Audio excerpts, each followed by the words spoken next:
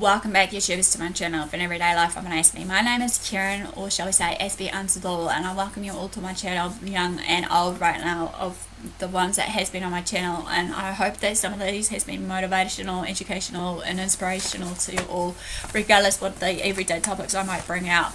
As you're fully aware though, basically right now I am currently doing the new series, which has been requested by somebody that, after doing my research on some parts with the help of them, that basically I'm going to be talking about the sleeping disorder types and the causes of it, all the symptoms versus the treatments and all these other bits and pieces that will hopefully go just layer by layer like every other video series if you've been following, hopefully, so that it's easier to understand and easy to access when you need them, sort of thing, just to learn it about it or whatever it may be. So without further ado, guys, as you know, that the last part of it was all about narcolepsy, the introduction of it, what it is and how it affects people, and basically just the normal everyday things, what it may be. Okay, this is part 2 of it, which is the symptoms.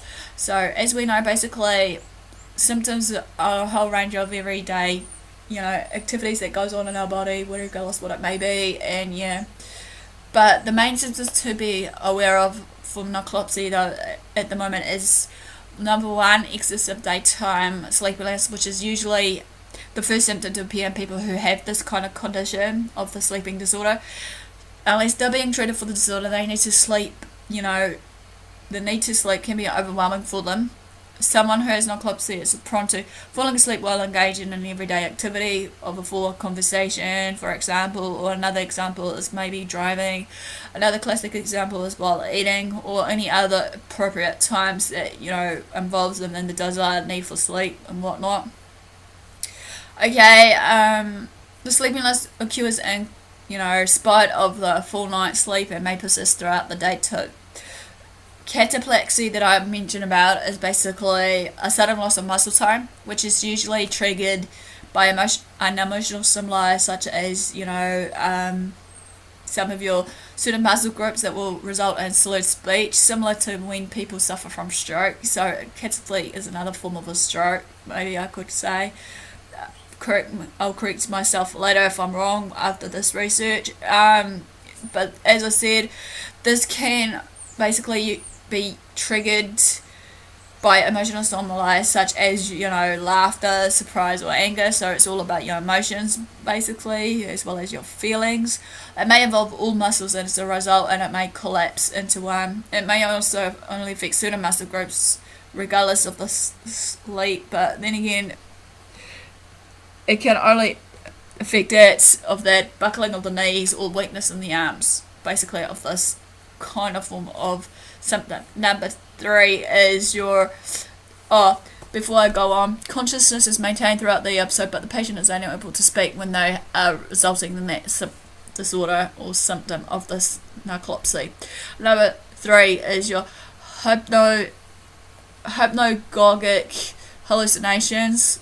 Basically what this is doing during your transitional stage, basically from the wakefulness to your sleep patterns, basically the patient has bizarre, often frightening dreamlike experiences and incorporate his or her real own environment that they're in.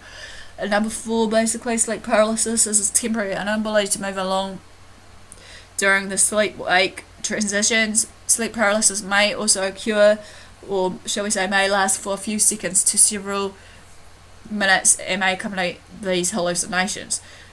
Okay, number 4 is like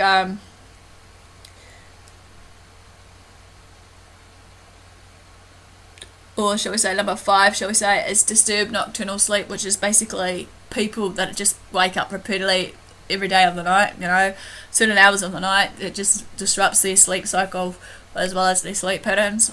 They're always constantly waking up, throughout the night, regardless what it may be. And the last but not least is your leg jerks, nightmares and restlessness. So enough with it, guys. This is just a quick short overview of narcolepsy symptoms. Basically, give me a like for a thumbs up for support. Basically, follow me on Twitter, Facebook, AspieAnswersAll. Feel free to basically also, share these videos around if you need to for educational, motivation purpose, whatever it may be. If you haven't done so, subscribe to my channel for more weekly, daily updates. But as I said many times before, it may likely to change regardless what it may be. So in order to do what you love what you do. love one another, love yourself, take care of yourself, be true to yourself. Until next time, thanks for watching. I'll see you all again